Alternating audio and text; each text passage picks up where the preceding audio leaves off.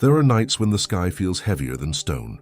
When prayers leave your lips like sparks and die before they touch the stars, you tell yourself heaven is far, unreachable, silent. But distance is a lie we learn to survive. Between heaven and earth there is not a wall, only a veil, thin, trembling, threaded with breath and brightness. A boundary meant not to keep God out, but to keep us from being undone by him. From the beginning, the veil hovered like dawn over unformed waters. It was mercy woven between glory and dust. For flesh cannot hold the full voltage of the holy, not yet. Not without being remade.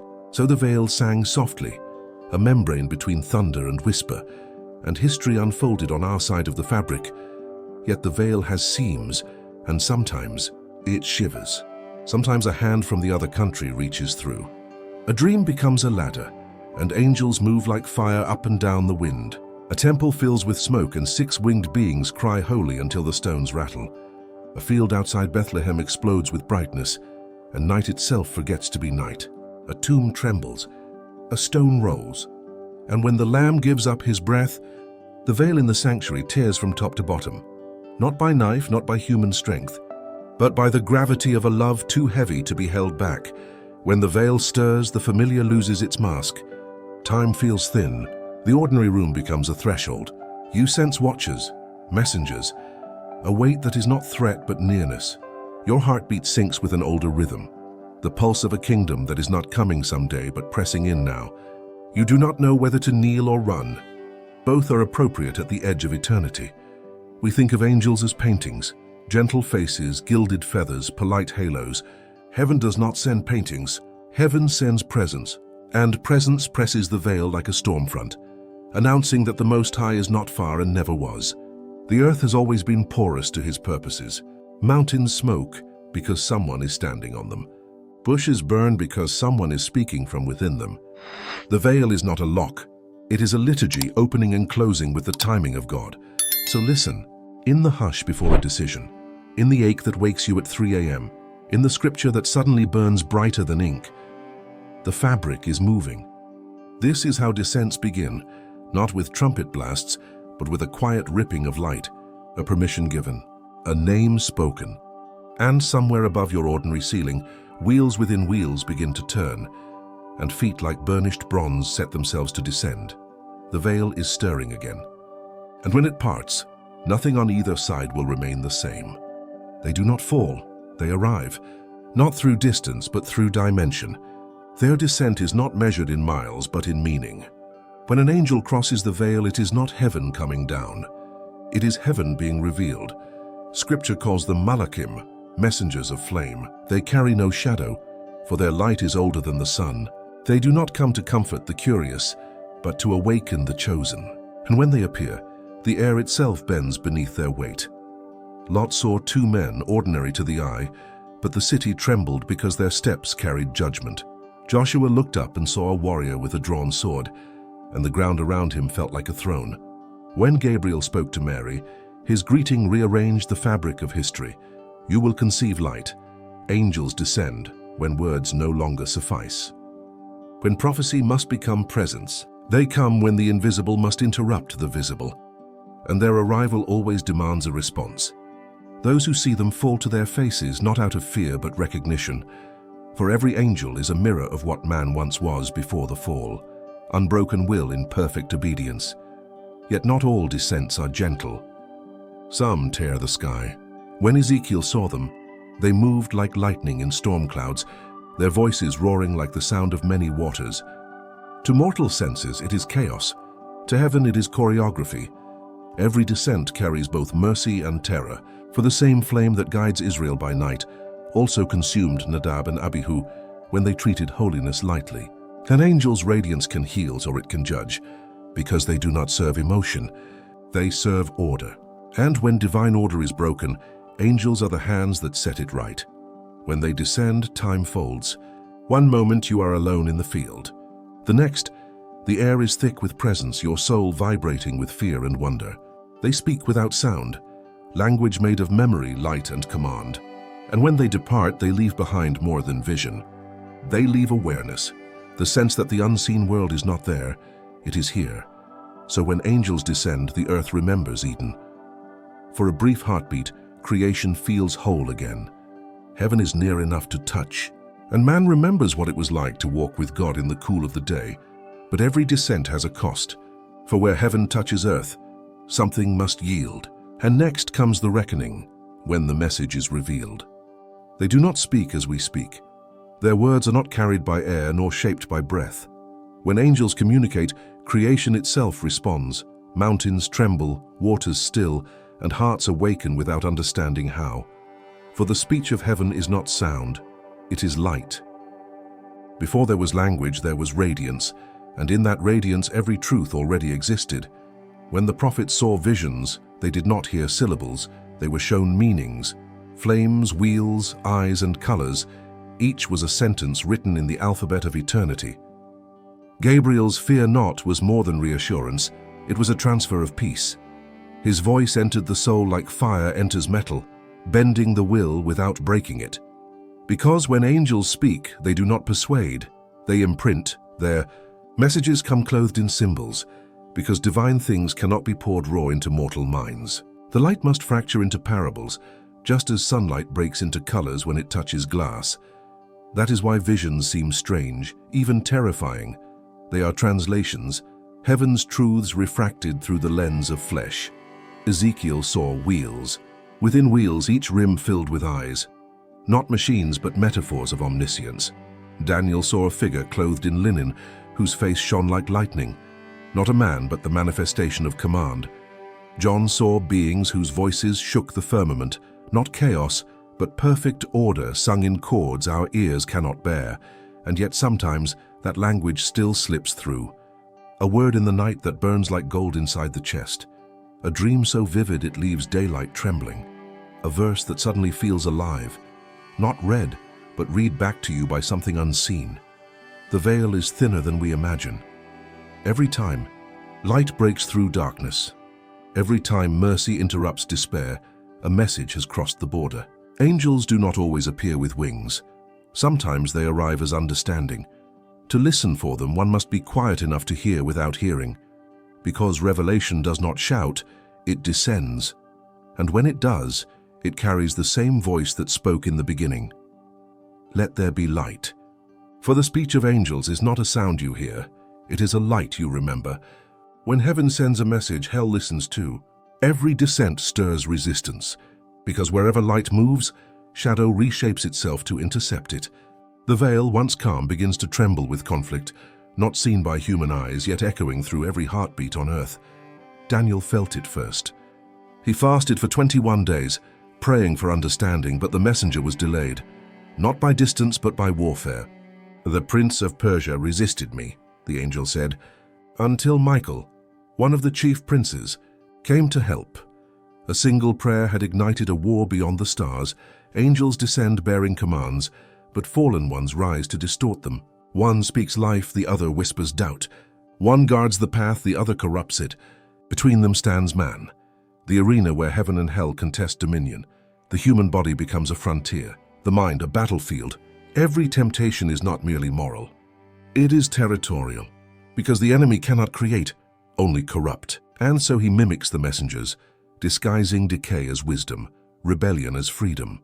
The ancients called them watchers once, beings who descended not by command, but by desire. They crossed the veil unbidden, drawn by fascination with mortal beauty. And in doing so, they fractured the order of heaven. They taught forbidden arts, revealed the secrets of metal and weapon, and sowed a knowledge too heavy for hearts made of dust. Their children, giants of legend, became monuments of ruin. That is why judgment fell in floods and fire, because when angels rebel, the earth itself weeps. To this day, their echo remains. The war of light and shadow still unfolds, not in distant galaxies, but behind human eyes. Each choice, each act of mercy or malice, tilts the scale of unseen realms. And yet, even in the chaos, heaven does not retreat. Michael still stands watch. Gabriel still carries words that cut through the dark. And every soul that kneels in silence becomes a signal flare to heaven, a reminder that not all flesh has forgotten its origin. The battle over flesh is not to destroy us, but to decide who we will resemble when the veil finally tears, those who fell in pride or those who descended in obedience. Those who see them are never the same. For to glimpse an angel is to glimpse yourself, not as you are, but as you were meant to be. The prophets called it glory, but glory is not beauty. It is weight, a gravity that bends everything toward truth. And when a mortal meets that gravity face to face, something must break, pride, certainty, or fear. Jacob wrestled through the night and walked away limping. Isaiah saw seraphim and cried, "I am undone." Mary heard a greeting from heaven and felt her destiny rewritten in an instant. Each encounter left a mark, not on the skin, but on the soul. For no one can stand before fire and leave unscorched. The witnesses of heaven always carry paradox, terror and tenderness intertwined. They speak softly afterward, for their voices have touched thunder. They look ordinary, yet their eyes see through stone and flesh alike, because once the veil parts for you, it never truly closes again. Ezekiel could not explain his vision without trembling. John fell as though dead when he saw the sun in his unveiled light. Even the shepherds of Bethlehem, simple men of dust, returned to their flocks silent and changed, their ordinary fields forever haunted by the echo of angelic song. And yet, the cost of sight is solitude. Those who witness are often misunderstood, even mocked. Prophets are called mad, visionaries accused of delusion, because men fear what reminds them they are not alone. Heaven's witnesses walk between worlds, belonging fully to neither. Sometimes their eyes carry too much dawn for the comfort of darkness. They feel time differently, as though every second is both fleeting and eternal. Their prayers no longer ask why, but when. Because once you have seen the veil move, faith is no longer theory. It is memory, but the witness bears a purpose beyond awe. They are living altars, proof that heaven still reaches through the dust. Their stories are bridges for those who have not seen.